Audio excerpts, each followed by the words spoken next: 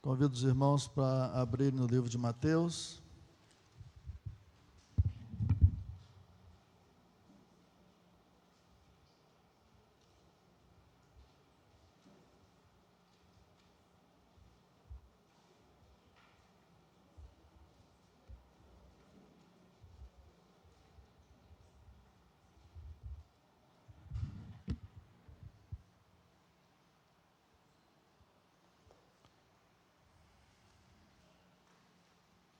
Mateus capítulo 13, versículos 53 ao 58, e hoje nós vamos dar adeus para o capítulo 13, né? Mateus capítulo 13, versículos de 53 ao 58.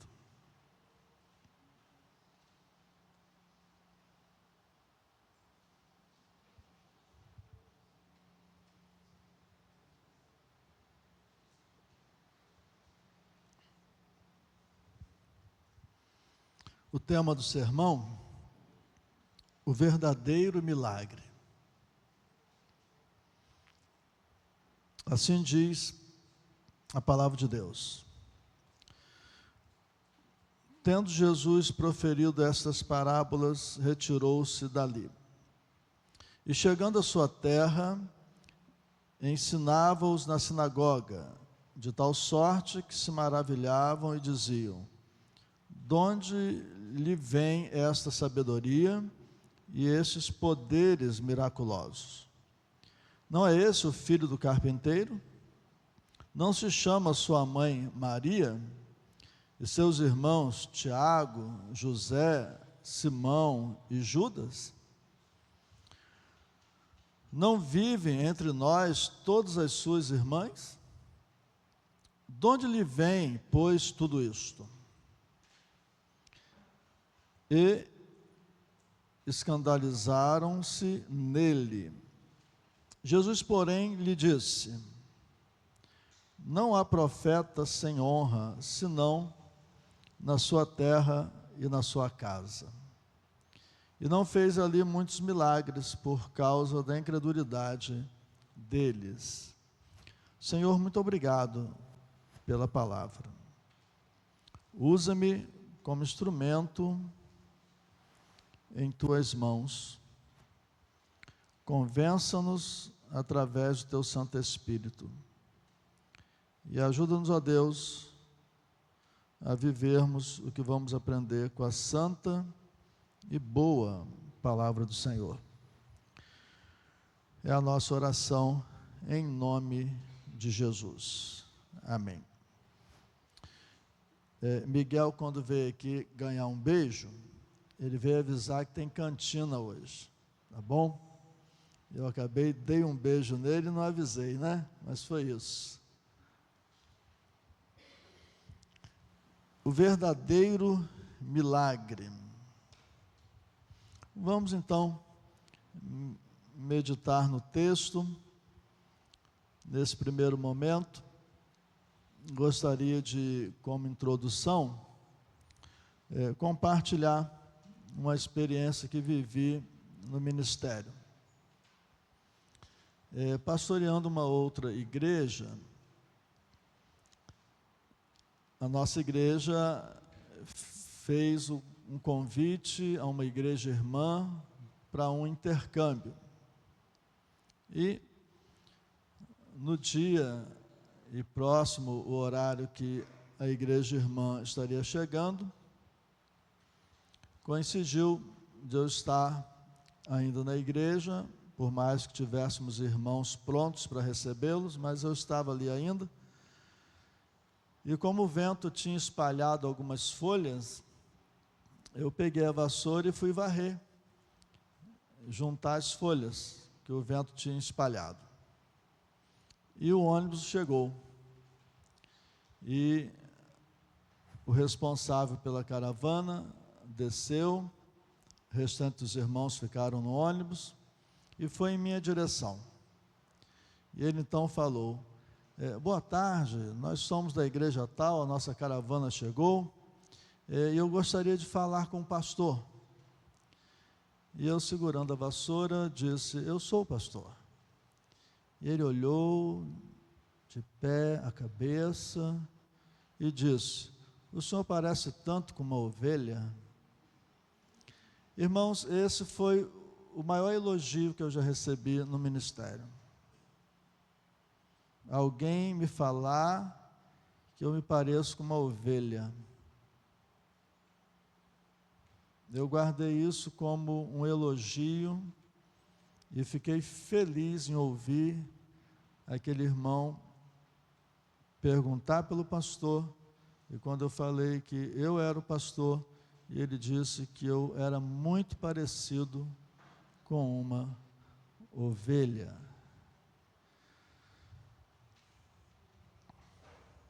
Vamos voltar para o texto. Versículos 53 e 54. No versículo 53, o texto diz: tendo Jesus proferido estas parábolas, retirou-se dali. Foi aquela sequência de parábolas que nós meditamos nos outros cultos, né?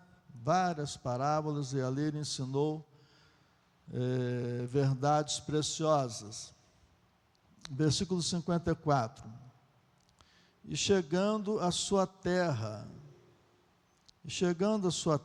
diz o texto, Jesus chegou então em Nazaré, uma pequena vila onde viveu. É muito importante entender esse lado da vida de Jesus. Quando o texto fala que Jesus chegou à sua terra, o texto fala de Jesus chegando em Nazaré, uma pequena vila, poucos habitantes, um povo humilde, mas nesta pequena vila, chamada Nazaré, nos musicais de Natal, né? A gente ouve muito falar, nessa pequena vila, foi onde Jesus viveu. Então, era dali que as pessoas conheciam Jesus. Quando falava-se de Jesus, lembrava: aquele que viveu em Nazaré, aquele que viveu naquela vila pequena. Sim, Jesus. Mas diz o texto: e chegando à sua terra, Nazaré, uma pequena vila, ensinava-os na sinagoga, de tal sorte que se maravilhavam e diziam: de onde lhe vem esta sabedoria e esses poderes miraculosos? Ele não é Jesus, aquele que é de Nazaré, aquela vilazinha pequena? Ele não é de lá? E de onde vem essa sabedoria? Como que alguém de Nazaré poderia ter essa projeção? Como que alguém de Nazaré poderia ter esse conhecimento? E como que alguém que viveu em Nazaré poderia ajudar pessoas operando milagres? Alguém que viveu em Nazaré, aquela pequena vila. De onde lhe vem essa sabedoria e esses poderes miraculosos? O povo então começou a questionar, a perguntar. Jesus, ele não estudou nas escolas rabínicas, ou seja, não estudou nas melhores faculdades. Jesus não nasceu em uma família importante. Era o filho do carpinteiro e talvez o único carpinteiro. Eu e a Lara pastoreamos em Quissamã. E pastoreando Quissamã, a gente pastoreou ao mesmo tempo Quixaba e Bajuru. E Quixaba e Bajuru são vilas, e você tem tudo um.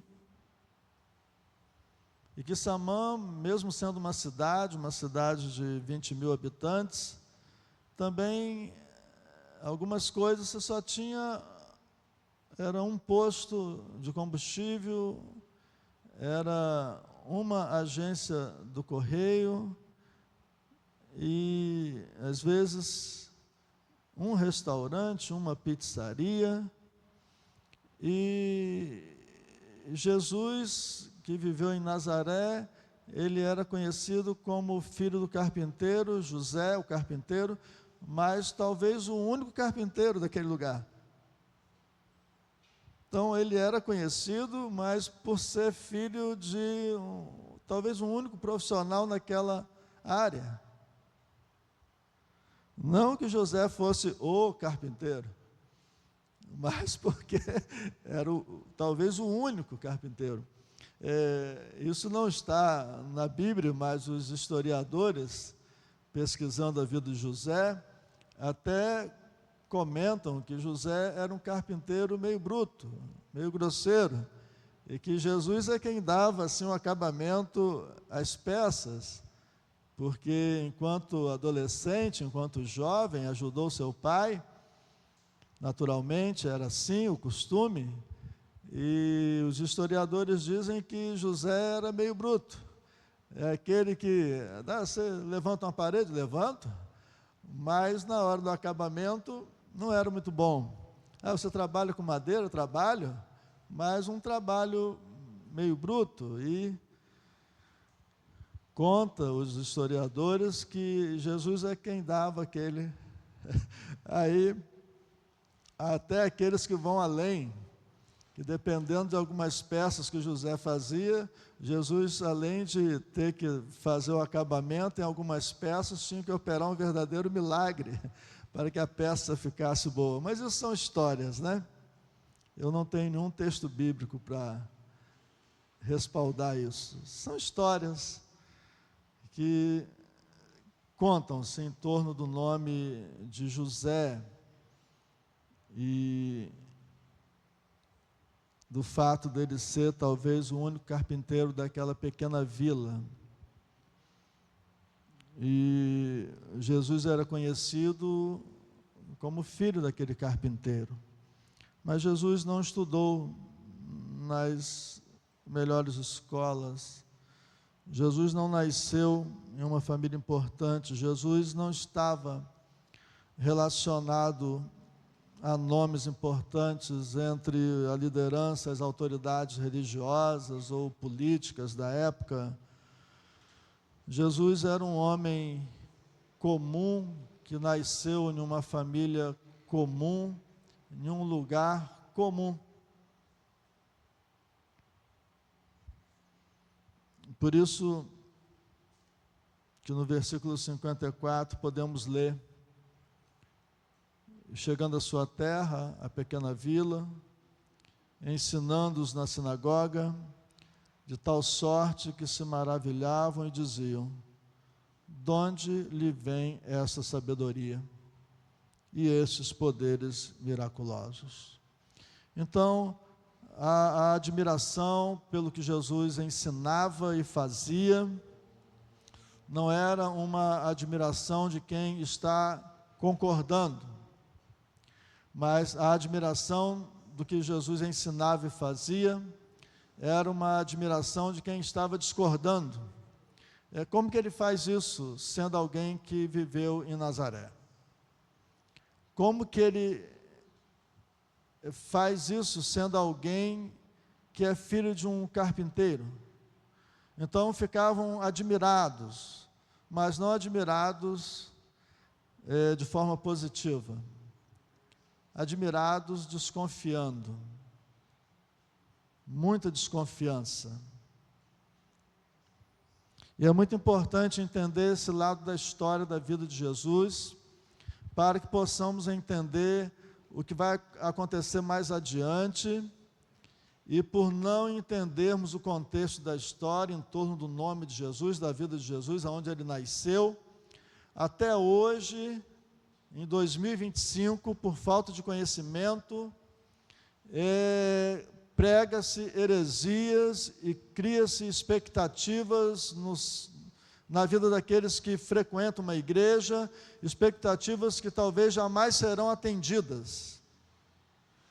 Talvez jamais serão atendidas. Mas vamos voltar para o texto. Então, os versículos 53 e 54 traz então a informação de onde Jesus viveu, em Nazaré, uma pequena vila, poucos habitantes. Quem era Jesus? O filho do carpinteiro. José, talvez o único carpinteiro daquela cidade. E Jesus falava com autoridade e agia com autoridade, mas as pessoas que sabiam aonde ele nasceu, sabiam de quem ele era filho, de José, de Maria, tinham uma desconfiança. Versículos 55 e 56. Não é esse o filho do carpinteiro? Quando eles falavam e afirmavam, não é este Jesus, o filho do carpinteiro? É o mesmo que falar, não é este o carpinteiro de Nazaré? Esse que ensina na sinagoga com autoridade, esse que ajuda as pessoas operando milagres, ele não é o carpinteiro de Nazaré?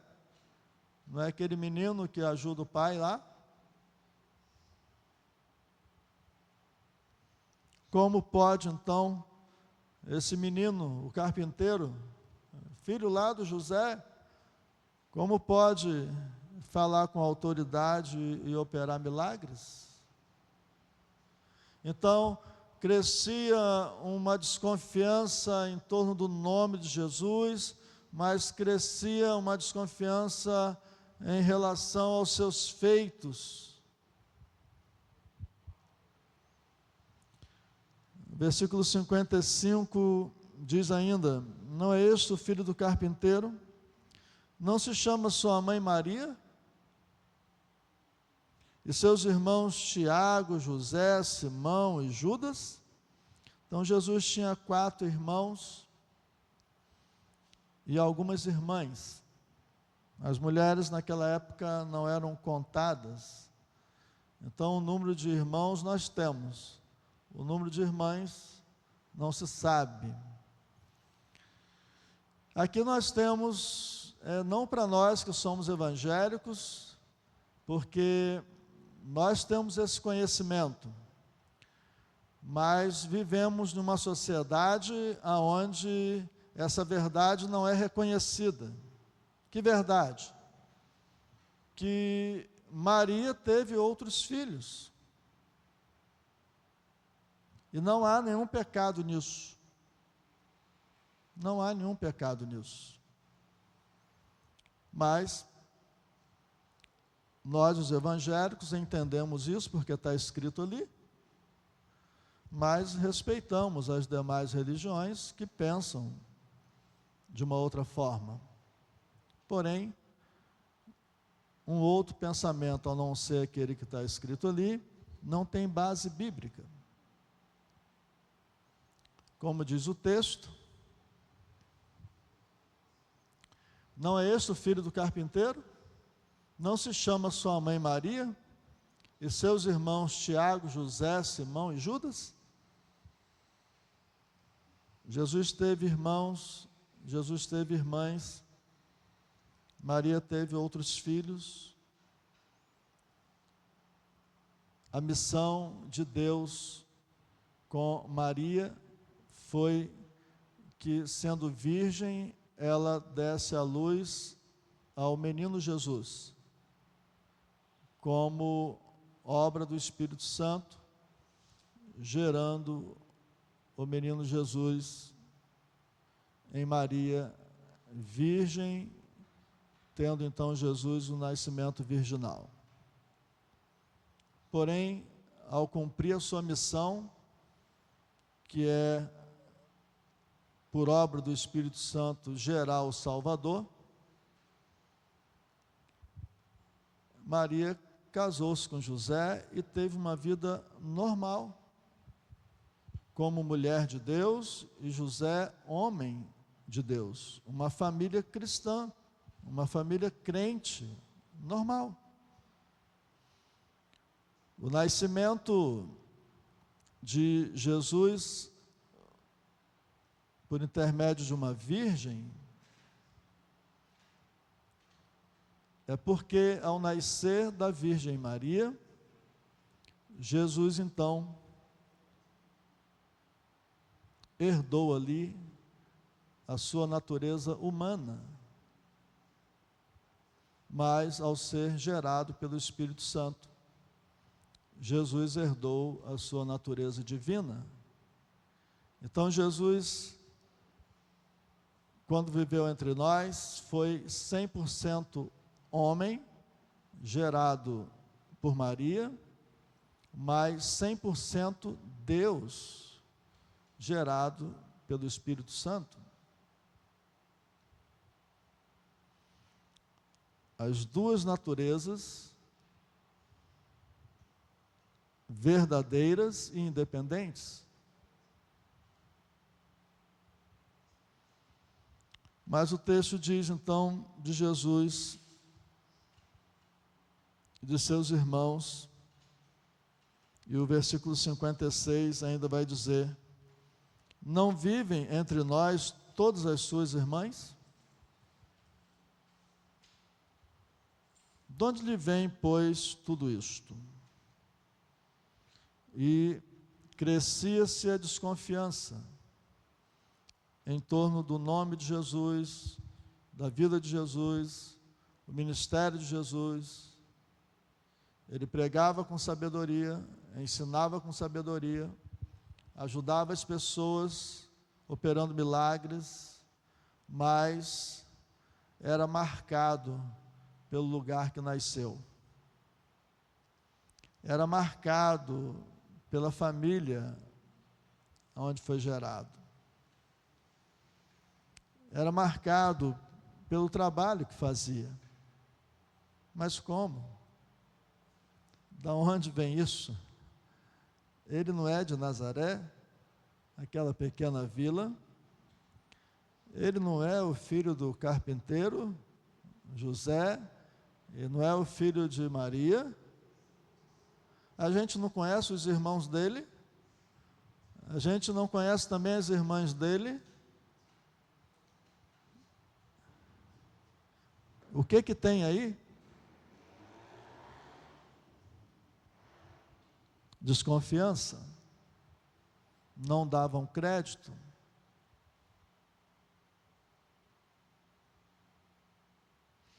Versículo 57.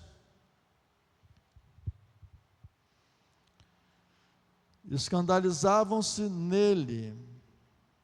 Então as pessoas ficavam escandalizadas em Jesus, no que ele ensinava, no que ele fazia, ficavam escandalizados. Jesus, porém, lhes disse: não há profeta sem honra, senão na sua terra e na sua casa. Jesus não era honrado entre os seus. Jesus não era honrado entre os seus vizinhos. Jesus não era honrado entre os seus parentes. Jesus não era honrado entre os clientes de seu pai. Jesus não era honrado entre os que cresceram com ele. Não era honrado. As pessoas desconfiavam dele. As pessoas olhavam ele meio de lado. As pessoas não davam crédito a Jesus por saberem aonde ele nasceu, quem era a família dele, e as coisas não batiam. Isso não tem. Ele não estudou nas melhores escolas. A gente sabe onde ele estudou. Ele estudou na escola pública lá de Nazaré. Ele não tem nenhum parente importante. Não se tem notícias de que existe alguém politicamente importante na família dele, alguém politicamente, religiosamente importante na família dele. Não tem nenhum parente de destaque. As coisas estão estranhas. Tem alguma coisa aí? Está tudo muito estranho. As pessoas não honravam a Jesus. Por mais que ele ensinasse com sabedoria, por mais que ele ajudasse as pessoas, mas não tinha o reconhecimento de ninguém. E sim a desconfiança só aumentando. É semelhante a um bom homem que um dia decide, por profissão, ser político. Então, quando ele anuncia, olha, eu vou vir ano que vem candidato a vereador. E as pessoas começam, então, a falar, é mais um para enganar o povo. Olha aí mais um que vai roubar a prefeitura. Olha aí mais um que vai enriquecer rápido em 4 anos. Mais um aí. Então, assim como aquele homem sério, a mulher séria, que no nosso tempo escolhe como profissão ser um político, vai ser de alguma forma marcado e vai surgir desconfiança em torno do nome dele. Algo parecido acontecia com Jesus naquele tempo, porque ele falava com autoridade, ele abençoava as pessoas, ele resolvia as questões na vida das pessoas, mas a desconfiança era grande. Isso não pode estar acontecendo. Eu sei aonde ele nasceu. E quando pessoas de fora, sabendo dos feitos de Jesus, buscavam então informações, Jesus era logo inocentemente denunciado. Vocês que moram aqui em Nazaré já ouviram falar de Jesus, a gente ouve falar dos seus feitos, de seus ensinamentos, a notícia está correndo, e olha, cuidado com esse tal de Jesus. Sabe quem ele é? Ele nasceu em Nazaré, uma vila de poucos habitantes. É mesmo? Não é de uma cidade relevante, importante? Que nada! Nasceu em Nazaré. Sabe quem é o pai dele? O carpinteiro José, aquele que, segundo os historiadores, faz cada peça bruta. José, onde já se viu? É mesmo? Sim. Vem cá, daqui que você pode ver lá. Irmão dele, as irmãs ali. E aquela é a mãe dele, a Maria. E aqueles estrangeiros já voltavam com a notícia. O cara é um enganador. Fui até o lugar onde ele nasceu. E nos contaram tudo. O pai dele é um carpinteiro. É mesmo? Ele não tem faculdade? Estudou em escola pública.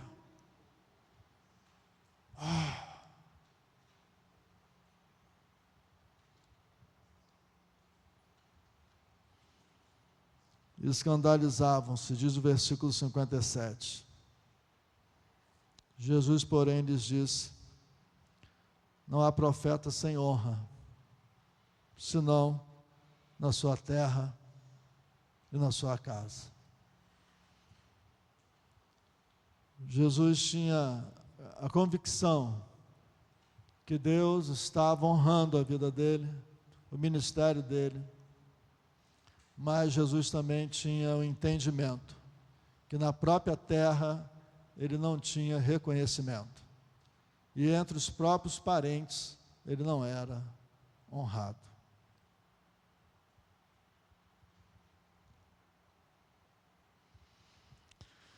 E toda essa história, para a gente chegar no versículo 58 e entendermos uma verdade ignorada e entendermos uma heresia que tem sido pregado em todo o mundo até hoje. Diz o versículo 58, e esse versículo então, vou meditar em duas partes, a parte A e a parte B do versículo. A parte A diz: e não fez ali muitos milagres.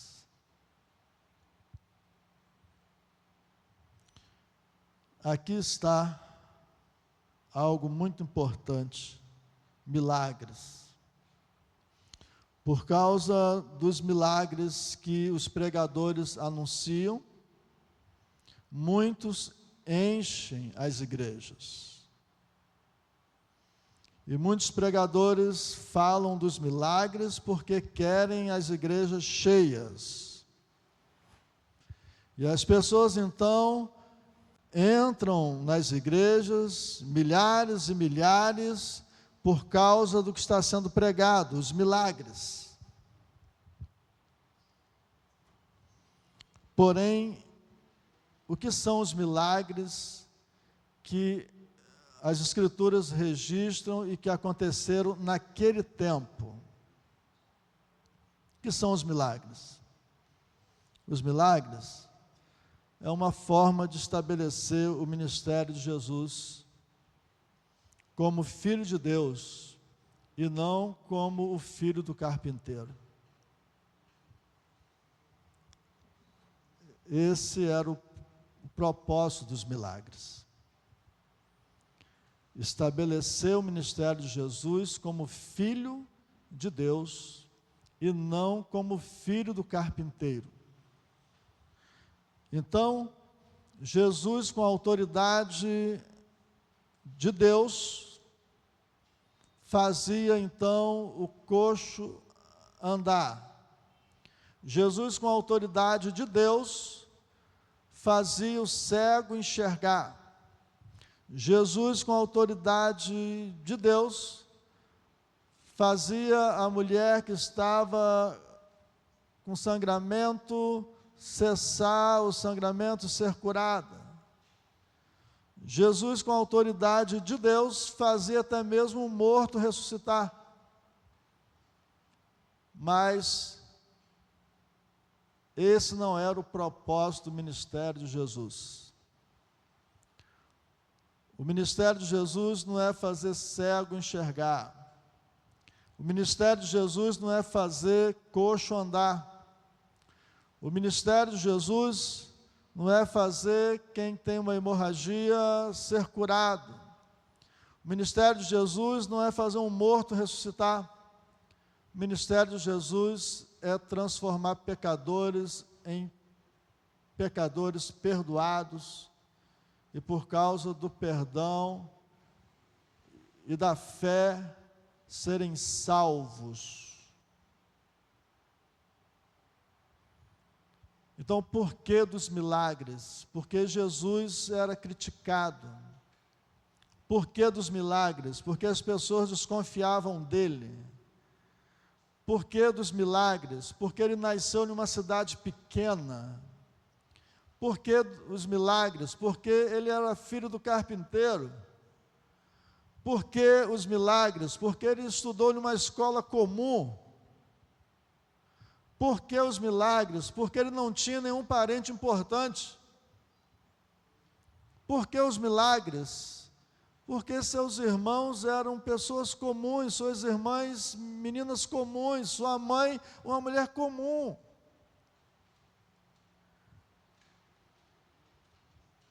Os milagres foram usados por Deus para estabelecer o ministério de Cristo em um contexto onde ninguém acreditava nele.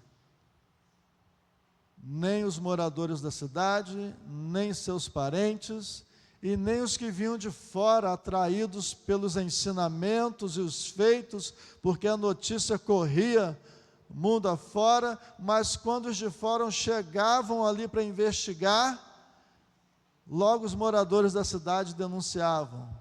Que nada, rapaz. Ele é filho do carpinteiro, rapaz. Mas a gente ouve falar dos feitos dele, a gente ouve falar dos ensinamentos dele. Rapaz, estudou em escola pública, rapaz. Ali no Constantino, ali, rapaz.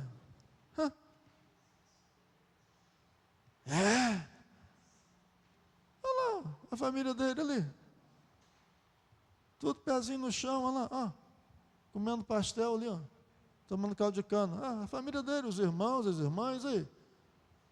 Tudo povo comum, rapaz.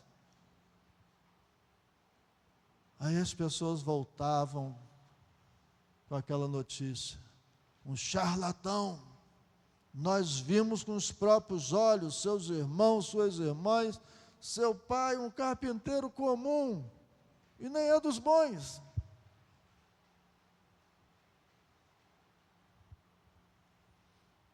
Por isso os milagres. A missão de Jesus não é curar a sua enfermidade física. A missão de Jesus não é fazer você ganhar um bom dinheiro para pagar as dívidas. A missão de Jesus não é arrumar um bom casamento para você. A missão de Jesus é perdoar os pecados daqueles que se arrependem. É salvar a alma daqueles que não desconfiam dele, mas dão crédito a ele, não como o filho do carpinteiro, mas dão crédito a ele como o Filho de Deus.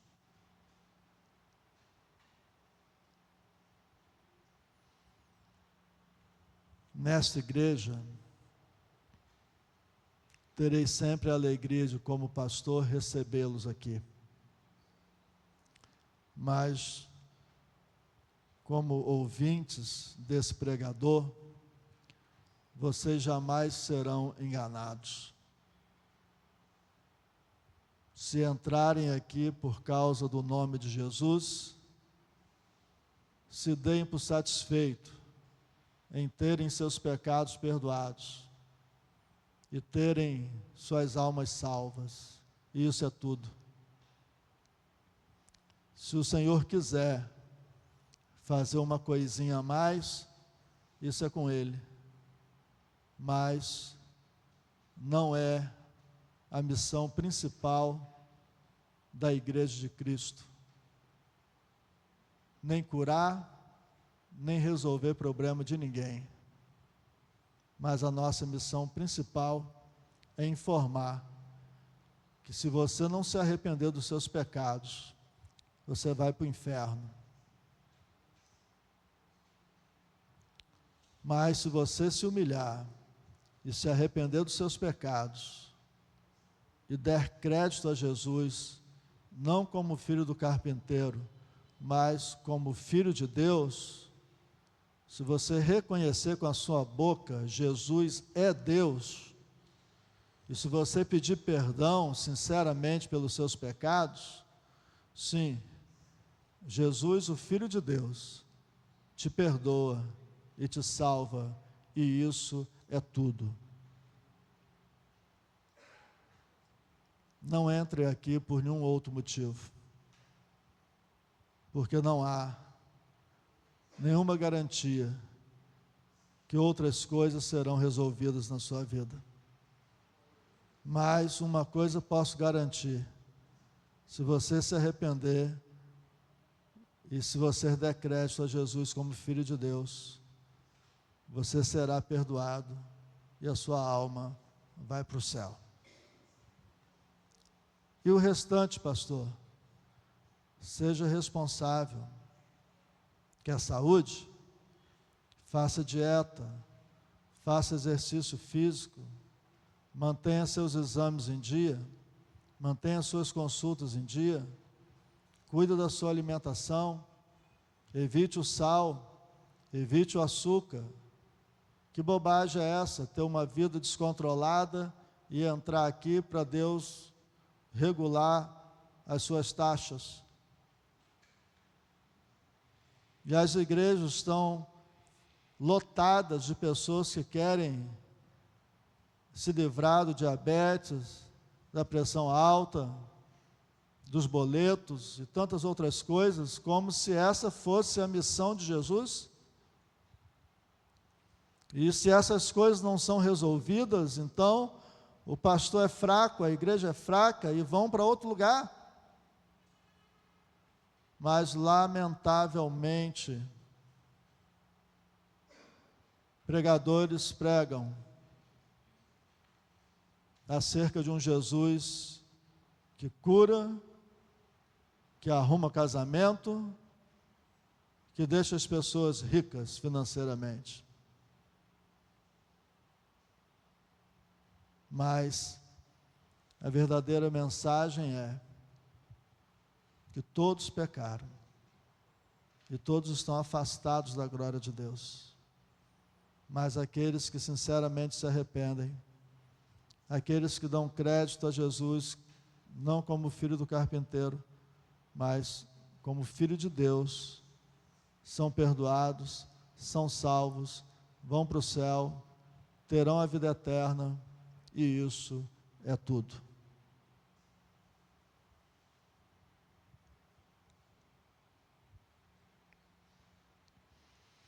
A parte B do versículo 58 e final do sermão.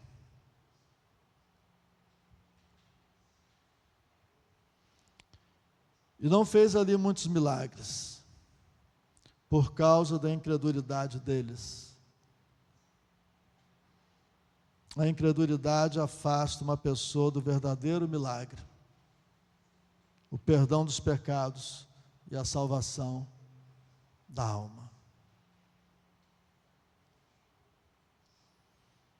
A incredulidade afasta as pessoas do verdadeiro milagre. Esse é, irmão, o verdadeiro milagre. E as pessoas estão se afastando do verdadeiro milagre, porque entram numa igreja para verem as dívidas serem pagas. Entram numa igreja para verem a doença física sumir. Entram numa igreja para ver se arrumam um bom casamento. Entram numa igreja para ver se consegue dormir melhor.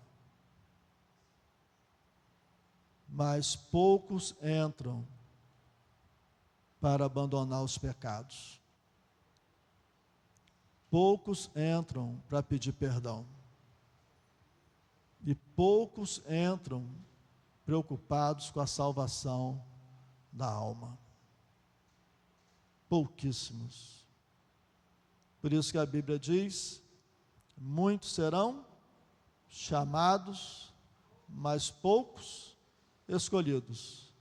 Porque a maioria quer um Jesus que pague boleto, arrume casamento e dê um jeito na saúde. Alguns poucos estão interessados em ir para o céu. Que Deus te abençoe, que nesta noite você possa guardar na sua mente o tema do sermão que diz o verdadeiro milagre. E o verdadeiro milagre é o perdão dos pecados. O verdadeiro milagre é a salvação da alma. O verdadeiro milagre dando crédito a Jesus como o Filho de Deus, herdar, mediante a fé em Jesus, a vida eterna. Esse é o verdadeiro milagre. O restante, Deus faz se quiser e quando Ele quiser, porque não é a missão principal da Igreja de Cristo. Nem ressuscitar ninguém, nem curar ninguém, nem casar ninguém, nem enriquecer ninguém e nem pagar a dívida de ninguém. A missão da Igreja de Cristo é pregar que Jesus perdoa pecados. A missão da Igreja de Cristo é pregar que Jesus salva o pecador arrependido. A missão da Igreja de Cristo é colocar pessoas no céu, na eternidade. Que o Senhor nos abençoe. E quando a salvação é suficiente na vida de uma pessoa, independente do contexto que ela esteja inserido, independente da realidade que envolve a vida dela, ela é uma pessoa feliz, porque o verdadeiro milagre ela alcançou, que é a salvação da alma, o perdão dos pecados. Então ela é uma pessoa feliz. Eu vejo as pessoas em busca da felicidade e acreditam se ganharem um pouco melhor serão felizes, se morar em um bairro melhor serão felizes, e se conseguir se livrar desse problema na vida serão felizes, mas a felicidade está em alcançar o verdadeiro milagre, que é o perdão dos pecados, a salvação da alma.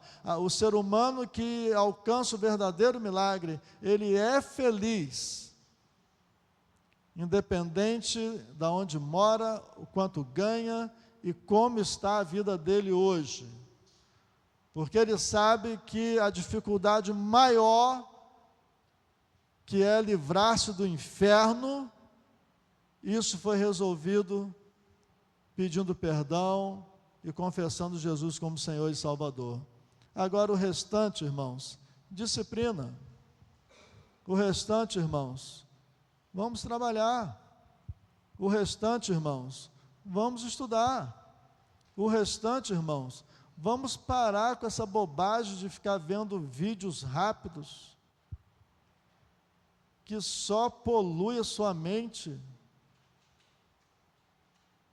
E passa a acessar um estudo, vai aprender a falar outra língua, um espanhol, um italiano, um inglês. Agora fica ali, né, vídeo rápido. Olha isso aqui.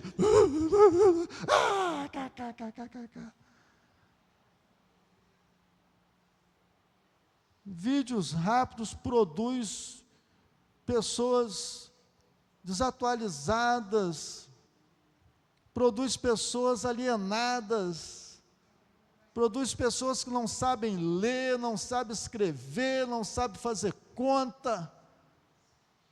Vídeos rápidos detona a mente, tira o estímulo de crescimento, de estudar. Meu irmão, vai limpar o sapato, vai limpar o tênis, vai tirar o pelo do nariz, da orelha, da sobrancelha, vai cortar a unha, fazer uma coisa que preste, meu Deus. E às vezes, além de acessar esses vídeos rápidos só com bobagem, ainda bota lá no grupo para todo mundo, e cai aquilo no meu grupo, cai no grupo da igreja, aquele monte de bobagem. Oh, meu Pai, eu saio apagando tudo, nem abro.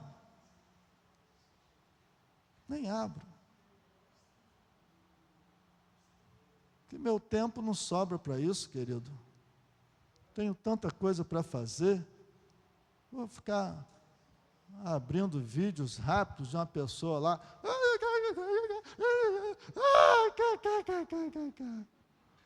Misericórdia, né, irmão? Misericórdia.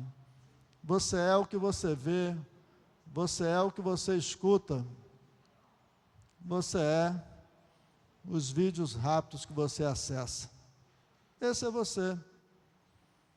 E aí depois as pessoas querem entrar numa igreja e querem que o Senhor Jesus resolva tudo isso. A missão principal é perdão dos pecados, salvação da alma. O restante Deus faz se Ele quiser. E o restante você arruma se você acessar menos vídeo rápido ou vídeo rápido nenhum e cuidar mais da sua vida, dos seus estudos, do seu guarda-roupa, do seu armário, do seu quintal. Vai consertar aquela goteira no chuveiro? Vai ficar esse vídeo rápido? Que Deus tenha misericórdia de nós. Que fique aí para mim e para você o entendimento do que é o verdadeiro milagre. O verdadeiro milagre é o perdão dos pecados, é a salvação da alma. Feche seus olhos, vamos orar.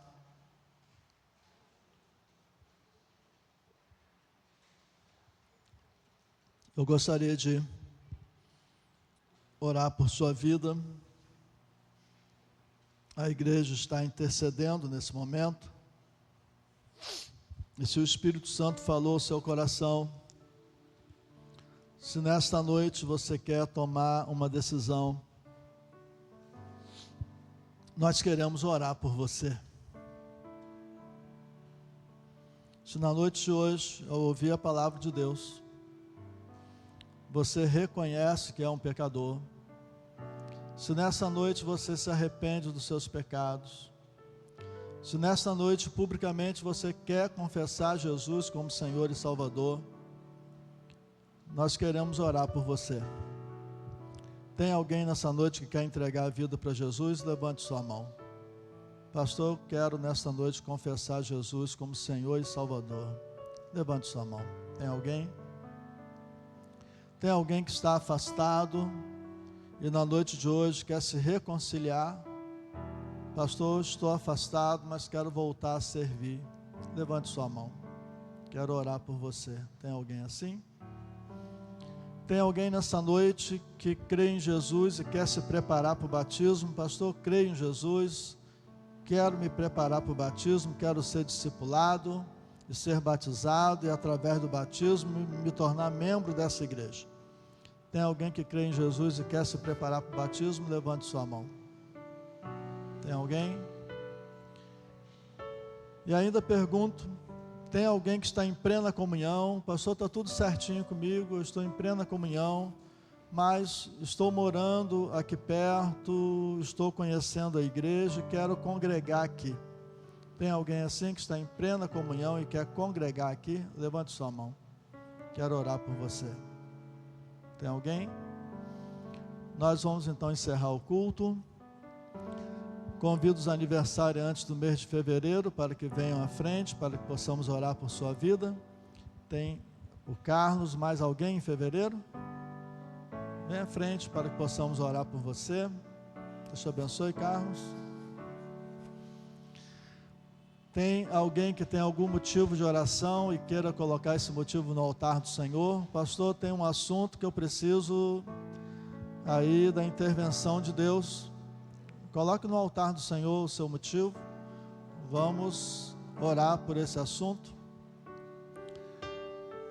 Tem alguém que colocou algo diante do Senhor, Deus respondeu e você quer agradecer pela resposta de Deus na sua vida? Sai do seu lugar, vem aqui. Venha agradecer pela resposta de Deus na sua vida. E tem alguém com qualquer outro motivo que o pastor não mencionou, mas você gostaria de colocar esse motivo no altar do Senhor? Vem cá, coloque esse motivo no altar do Senhor. Convidar aqui o pastor Walter Correia, que estará orando pelos motivos, pelos aniversariantes. Está chegando mais uma ovelhinha aqui, pastor. Vem, filha. E nos abençoe, pastor, finalizando o culto. Os irmãos, lembrem-se que tem cantina, tá bom? Quem for para casa, vá em paz. Quem for ficar na cantina, fique na paz do Senhor também. Vamos então orar por esses motivos e o pastor nos abençoa no final. Por favor, pastor.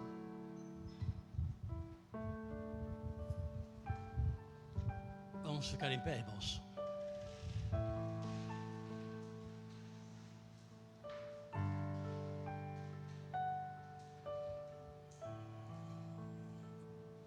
Deus, obrigado por tudo que vimos e ouvimos aqui nesta noite. Louvado seja o teu nome, engrandecido e santificado seja o nome do Senhor na minha vida, nas nossas vidas, na vida de nossa igreja e na vida de cada pessoa presente aqui neste culto. Obrigado, Deus, por todos presentes aqui. Obrigado por aqueles que estiveram ligados conosco através da transmissão. Ó Deus, completa a obra do Senhor na vida de cada pessoa. Continua falando, Deus, a vida de cada um que nesta noite esteve aqui presente ou ligado conosco através da transmissão. Deus, atende a todos e supre as necessidades de cada um. O Senhor é poderoso para fazer muito mais, além daquilo que pedimos ou pensamos. Assim apresentamos ao Senhor a vida de cada irmão presente aqui agora, que veio à frente, colocando a sua vida diante do Senhor. Ó Deus, toma essas vidas preciosas nas tuas mãos. Ó Deus, em casa, entre os que estão conosco através da transmissão, certamente alguém se postou diante do Senhor, apresentando-se, ó Deus, e compartilhando, falando com o Senhor, confiando que o Senhor é poderoso para aliviar suas tensões, para abençoá-las e derramar sobre suas vidas todas as bênçãos de que precisam.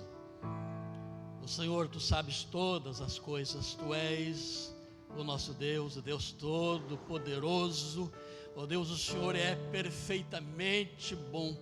Como nós amamos o Senhor, como nós acreditamos e confiamos no Senhor, que além de todo poderoso é perfeitamente bom e cuida de cada um de nós.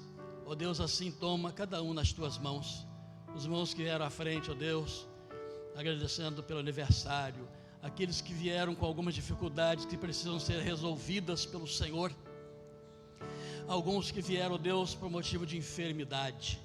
Ó Deus, cura a todos, liberta, ó Deus, a todos, abençoa, ó Deus, a todos. Dá-nos, ó Deus, uma noite de paz, uma noite de descanso. Leva-nos para os nossos lares e abençoa-nos, ó Deus, com uma semana de bênçãos e vitórias. Ó Deus, que assim seja. Nós agradecemos todas essas bênçãos e pedimos em nome de Jesus. E agora que o amor de Deus, nosso Pai, a graça de nosso Senhor e Salvador Jesus Cristo e as consolações do Espírito Santo do Senhor que habita em nós, sejam sobre as nossas vidas, sejam sobre a nossa igreja aqui, sejam sobre todo o teu povo em toda a terra, em nome de Jesus. Amém.